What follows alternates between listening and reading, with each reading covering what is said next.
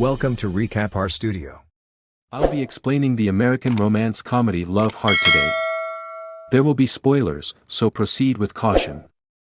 Natalie Bauer is a young lady in her 20s who, like most people in their 20s, is eager to meet the ideal partner with whom to live her life. Natalie, unfortunately, was born in the age of internet dating, so she has to deal with all of the less than ideal antics that go along with it. Natalie still has to cope with the males she actually accepts to date after spending hours and hours swiping left on various men and men. Frequently, when she went to a pub to meet a guy, she was disappointed to see that he was much older and more ugly. Afterward, his dating profile implies that sometimes the person would turn out to be married and other times she would just be ghosted. Is the contract to choose your opponent truly Natalie's? Her disastrous relationship history has affected her profession as an internet writer since it is so well known. Her regular column at the very least uses her awful dates as comic relief. In fact, her disastrous dates have grown to be so well liked that they are the main reason she has a job, and her dreary employer Lee very well confirms this. Because let's face it, he has no qualms about using Natalie's failing love life as leverage to get money.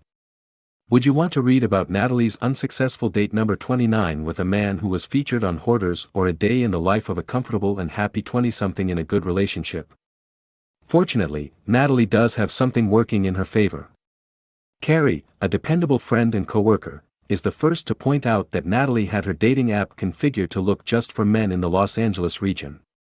To increase her chances of meeting a suitable person, she advises Natalie to broaden her search to the whole country. Natalie follows Carrie's suggestion and browses the recently updated batch of dating profiles. She sets her eyes on a handsome guy called Josh, who she instantly likes. Josh disproves to be a witty and endearing man rather than just another attractive but superficial guy. Additionally, Natalie and Josh seem to have a real relationship with one another. She reveals everything about him to Carrie. Even though Carrie is impressed, she insists that Natalie shouldn't trust him until she sees a picture of him holding today's newspaper. So Carrie abruptly takes Natalie's phone and calls Josh to request the picture.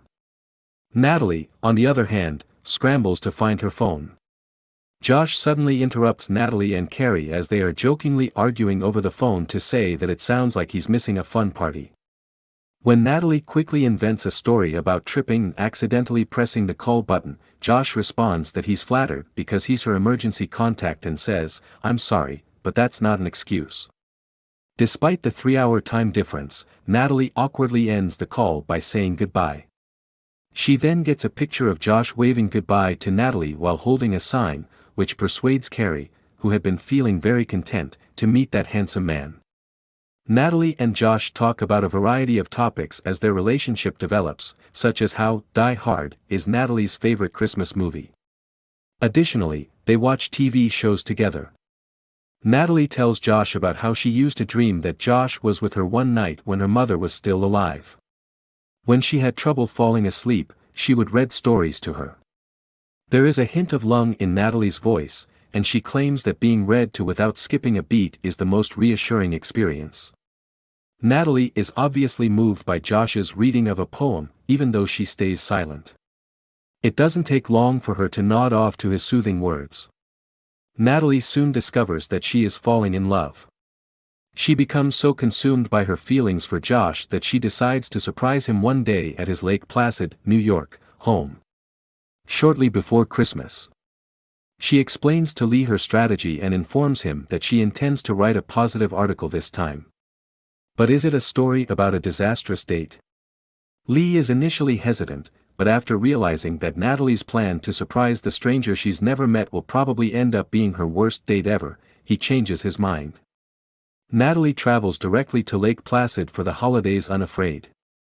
Natalie eventually makes it to Josh Lynn's house after a mishap with her luggage and a tedious Uber ride. Her first warning sign may have been when the Uber driver unexpectedly pulled out a roll of grass and asked her to hand it to Josh as she descended the stairs. Josh's mother Barb answers the door when Natalie knocks and extends an invitation inside. She meets Josh's grandmother June and Josh's father Bob there. Natalie introduces herself as the prospective girlfriend of Josh. And the fact that Josh was able to charm a woman like her has left all three members of the family utterly shocked, delighted, and beyond belief. Natalie quickly realizes why Josh isn't the hot Asian American guy from his photos when he finally arrives at the house and is revealed to be a nerdy-looking Asian American man.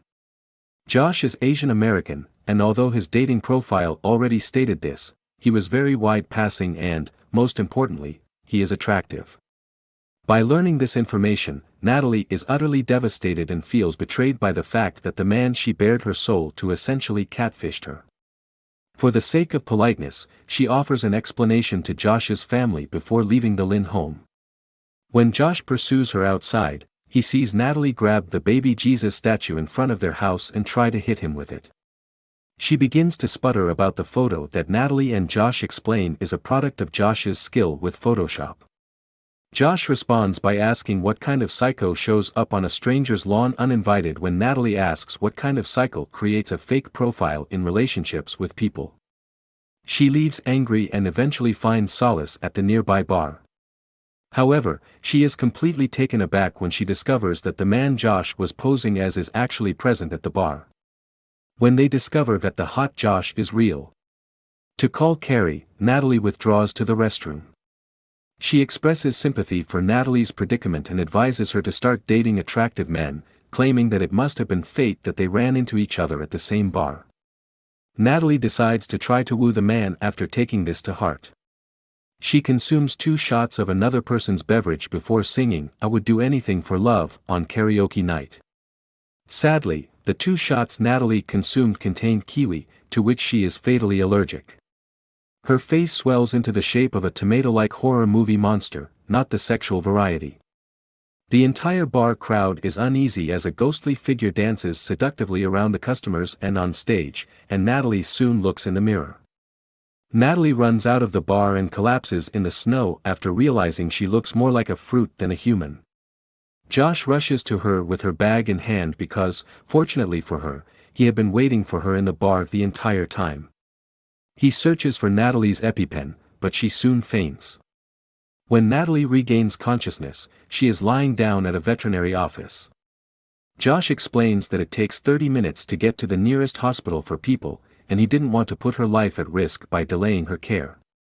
After the initial incident, the two of them come to an understanding, and Josh says the name of the guys she saw on his tag. He then begins to explain that Tag is not a LA guy who will fall for any hunt woman who approaches him. Josh is willing to assist Natalie if she wants to beg him. After all, he and Tag have been close friends for a very long time. Josh wants Natalie to play the role of his girlfriend for Christmas in exchange, just to please his family. And then they'll part ways. Natalie nods in agreement, and the two of them return to Josh's home to carry out their Christmas ruse. The following day, Josh works at his father's store, which sells equipment for outdoor recreation. Before he arrives, Josh gives her some quick pointers about the things that Tag likes because she is desperate to be liked by him. He brings Mentally with him so that he can meet with Tag. When around Tag, Natalie unwittingly assumes a different identity. She is introduced to Tag as Josh's step-cousin, and she pretends to like someone she doesn't even like. Additionally, Natalie asserts that she is a rock climber like Tag. She seems to represent everything he likes, and with how well their ruse worked, he is intrigued by her. An invitation to go rock climbing with him is included in the tag at the end. Given that Natalie has zero climbing experience, this presents a challenge. Josh is naturally there to assist her and instructs her in the fundamentals. Josh is a bit of a smartass who looks unconcerned with being sometimes dishonest, but he's really very nice. When he's at home, this comes across the clearest, and he and Natalie end up becoming close friends. Soon after Natalie learns that Josh has an older brother named Owen, Owen and his wife Chelsea visit the Lynn home. As it turns out, Owen is a macho jerk who enjoys being the center of attention and berates Josh in a passive-aggressive manner for how uncool and unattractive he is. Natalie notices this and tells Josh to be careful the next time he takes the show. He ought to put it back together immediately. In the middle of the pleasant celebrations, Josh and Natalie start a verbal and non-verbal battle with Owen, competing with and undermining one another. Lee texted Natalie in the background, asking her where her catastrophe report was. Josh and Natalie join Tag for the rock climbing activity the next day. Tag is in the middle of his ascent when he shouts out to Natalie, who is still looking in her heart for some bravery. Natalie can make the ascent with Josh's encouragement since he is there ready to help her. Even though Natalie had overcome the edge, she was abruptly overcome with terror as she realized how high she was. Josh hastily pursues her after seeing her in a panic so she may continue to appear in front of Tag. Josh climbs the mountain to see Natalie curled up on the ground like a scared cat, completely afraid. After making an effort to make her feel more at ease, he pushes her over the brink. Tag is impressed as Natalie somehow lands the jump perfectly. Natalie upholds her half of the agreement by becoming a role model girlfriend for Josh after making progress with Tag. The Lynn family is participating in their yearly Carolyn event.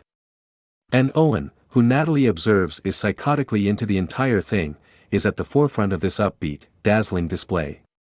They are ready to play Baby It's Cold Outside, which is typically performed by Owen and Chelsea, after the group number. But just as they're about to start, Josh follows Natalie's advice. Steal the show and offer to sing the piece in Owen's place. The only problem is that Natalie despises the song since it's understatedly about a man seducing a female. Josh is aware of this as well, so he chooses to alter the lyrics to make them more agreeable to Natalie. The lyrics to the alteration turn out to be really endearing, and Natalie smiles as a result. In fact, the audience members were so enthralled by the performance that they all began to applaud for the performers. Naturally, if Owens isn't the center of attention, he'll break out in hives. So he makes the decision to inform everyone that Chelsea is expecting. Cheers from the crowd swiftly switch to Owen and Chelsea. Josh is still motivated by a competitive attitude, however. So he makes the decision to ask Natalie to marry him there. Since he doesn't even have a ring, his overjoyed grandma rushes to give him hers so he may pop the question. Josh and Natalie are now engaged in the eyes of the Lynn family and the neighbors because Natalie, unsure of what to do, simply goes with the flow. Natalie is upset with them because of Josh's most recent misbehavior. Josh, though, persuades her that nothing truly changes and that they can still end their relationship after Christmas. The next several days, Natalie spends her leisure time playing tag. But she keeps finding out more and more about Josh over time. He wants to establish a company selling candles since he truly likes producing them. He still lacks the confidence to inform his father that he wants to close the store, however. Natalie thinks Josh's creation of a candle that is evocative of his deceased grandpa to be very touching. Barb discloses that the Gazette has already written news of their engagement for the next morning when the family is watching Love Actually one evening. Josh and Natalie, much to the displeasure of the paper guys, leapt into action as soon as they heard this and went door to take all of the newspapers. Josh and Natalie spend some quality time together in the vehicle while they hide from the paper guys' fury. They look over Josh's initial, unsettling dating profile pictures, in which he is seen with an axe, a wrench, and rope. She remarked that these pictures highlight his finest qualities and show a guy who doesn't have confidence in themselves. Natalie reminds Josh that he's a decent man and exhorts him to come out of his shell. Josh is very aback by how stunning Natalie seems when she gets ready to go out with Tag one night. Despite being a vegetarian, she is prepared to eat something for Tag as they are heading to a restaurant that serves meat. Josh has pointed out that she is essentially catfishing and sacrificing her morals for Tag as a result of this. Who knows what else she'll lie about tomorrow if she's lying today about something as easy as meat. Natalie, who is offended, points out that he lied to get her there in the first place. Because he hid behind a photograph. Josh responds by emphasizing that Natalie loved him since their text exchanges and laughter were all his. Natalie does, however, own that she found him attractive. She then reminds him that he is a fabrication. She then rushes out to meet Tag at a restaurant after saying this. Unaware of it, Owen follows her there since he has had his doubts about Natalie from the beginning. The next morning, Josh and Natalie nervously make eye contact at the dinner table before being stopped by Grandmother June, who invites them to accompany her to the nursing home. Grandma June interrogates them about internet dating while they are there. Josh offers his perspective on the value of being truthful.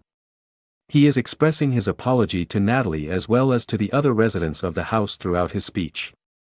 However, he concludes his statement by stating that all the deceit and pretense would only result in heartache. He sounds almost as if he is confessing to her. June invites them to a meeting after this great event, which ends up being a surprise engagement party for the two of them.